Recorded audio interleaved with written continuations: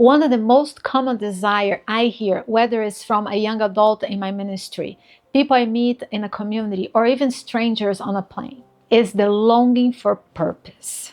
Everyone wants to believe their life matters. Sometimes they express it in direct ways, saying things like, I want to make a difference. Other times it comes out in feelings of frustration. I feel stuck. I don't know what I'm doing with my life, or I thought I would be farther along by now. And maybe you felt that before.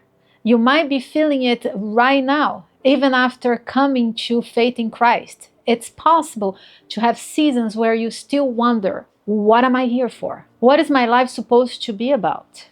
The truth is, this question never really goes away. We were created with a longing for significance. The problem is, our world offers thousands different answers, and most of them lead to disappointment. And too many options also leads to confusion. For years, I thought purpose was tied to a personal achievement. I believe it if I just worked hard enough, set the right goals, and reached certain milestones, I would feel fulfilled. But I discovered something. You can reach your goals and still feel empty if these goals aren't connected to God's calling on your life. The older I get in my faith, the more I realize that true purpose is never found in isolation. It's not just about me and Jesus, it's about me, Jesus, and the people He placed in my life. I will never forget one young woman who started attending our church. She came every week, but always sat in the back. She would quietly slip out before anyone could talk to her. She believed in God, but she didn't feel connected to His people. Then one day, she signed up for a service project, packing food for families in need. Something changed that day. She worked alongside others, laughed, shared stories. It began to feel a sense of connection. Later, she told me, this is the first time I felt like I belonged in a long time. That simple act of service opened the door to belonging, and belonging gave her a renewed sense of purpose. This is what I want us to talk about today, because the life we are called to in Christ is a life of purpose, but it's also a life of community. God doesn't just call us to believe, He calls us to belong. He doesn't just call us to salvation, He calls us into a people. Let's read our key text for today. 1 Peter 2, 9 and 10. But you are a chosen people, a royal priesthood, a holy nation, God's special possession, that you may declare the praises of Him who called you out of the darkness into His wonderful light. Once you were not a people, but now you are the people of God. Once you had not received mercy, but now you have received mercy.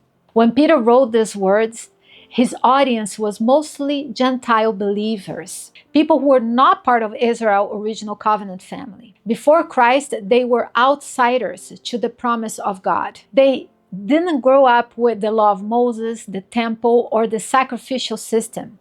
Many were living in small communities scattered across the Roman Empire, far from Jerusalem, surrounded by people who worship other gods and follow different values. Life for these early Christians was not easy. They were misunderstood. Some neighbors thought they were strange because they didn't participate in the usual festival or sacrifice to the Roman gods.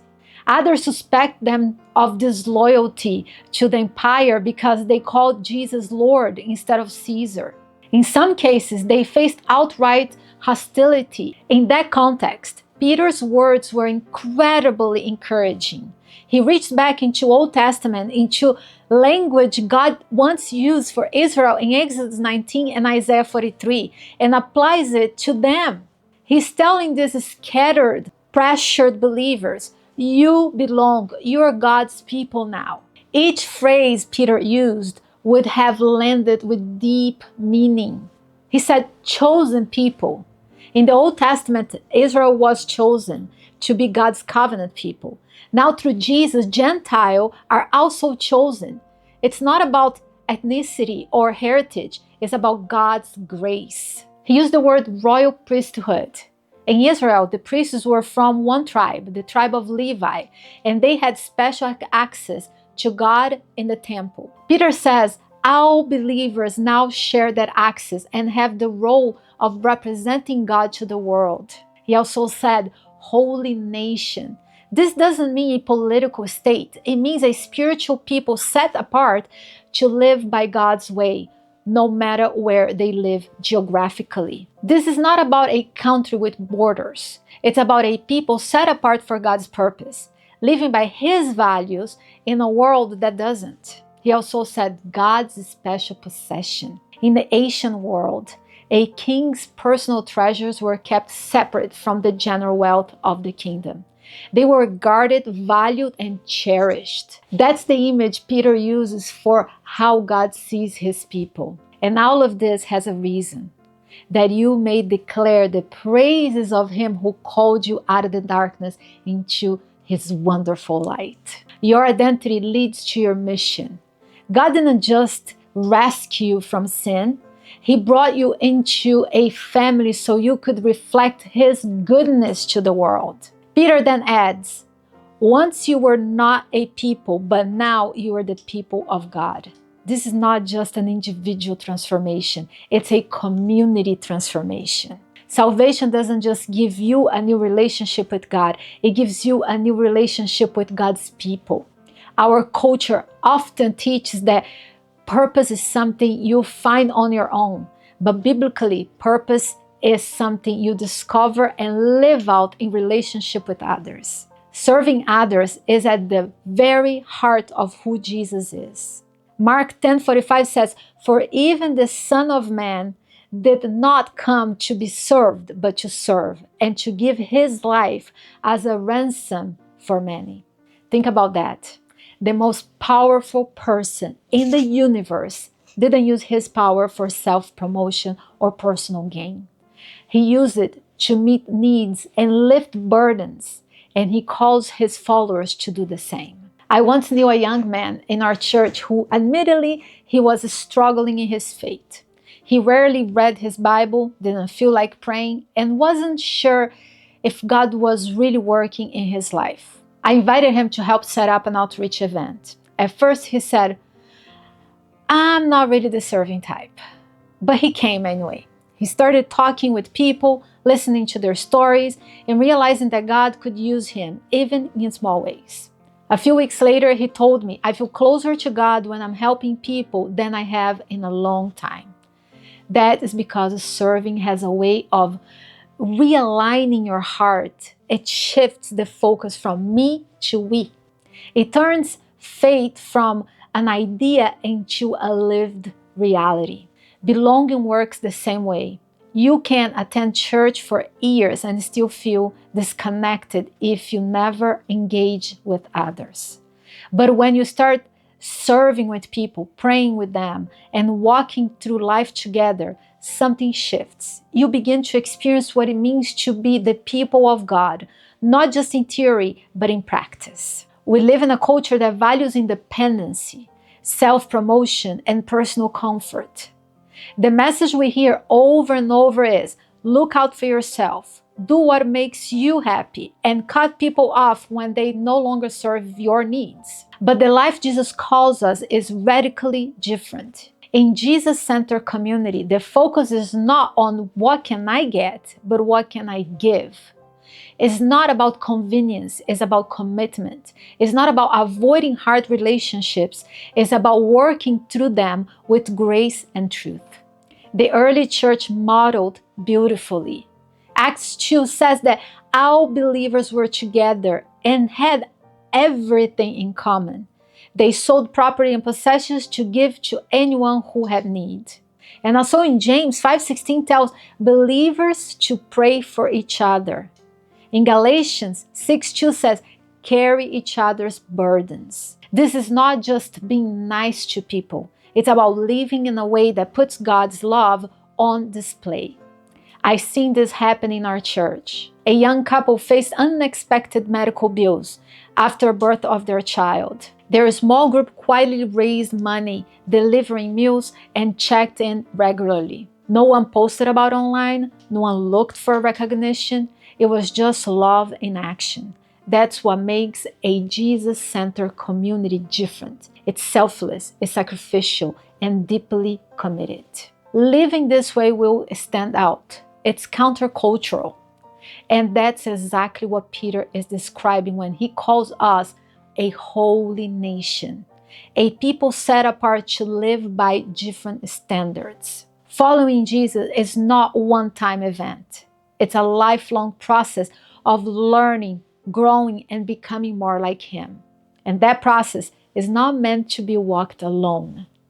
Jesus modeled this. He didn't just preach to large crowds. He invested deeply in a smaller group of disciples. They shared life together, meals, travels, ministry, and even struggles. In that environment, they learned how to follow him more fully. I've seen the same thing happen today. People who try to grow in their faith alone often struggle with consistency. But those who commit to a group, whether in a Bible study, a ministry team, or a prayer circle, tend to stay the course, recover from setbacks faster, and live out their faith more boldly. One young adult in our church joined a Bible study even though she was nervous about sharing. She started praying out loud, reading scriptures with confidence, and even mentioned others. She told me, "I wouldn't be where I am without my group."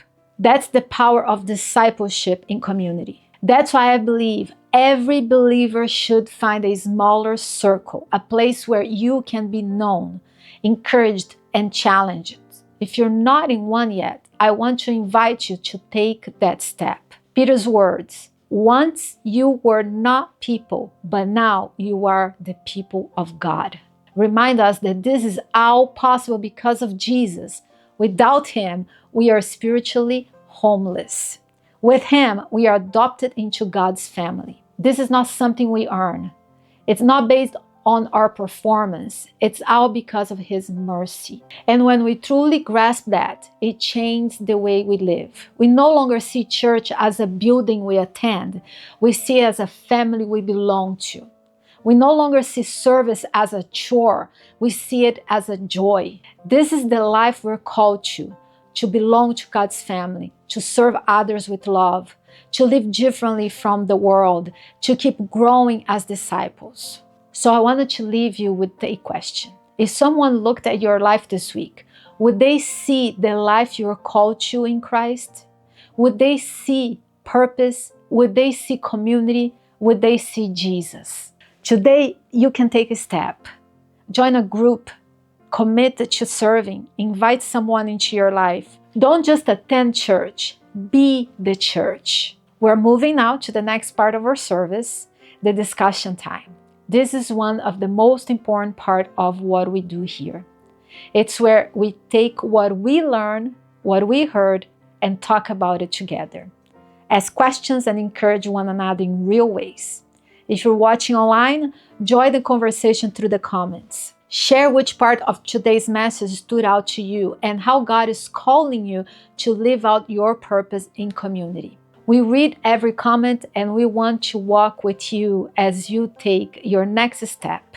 As a reminder, this is the last episode of this season. Thank you for being part of the journey with us. We will take a short break and then we will be back for our fall season, starting October 11. Mark your calendar, invite friends, and get ready for what God has next.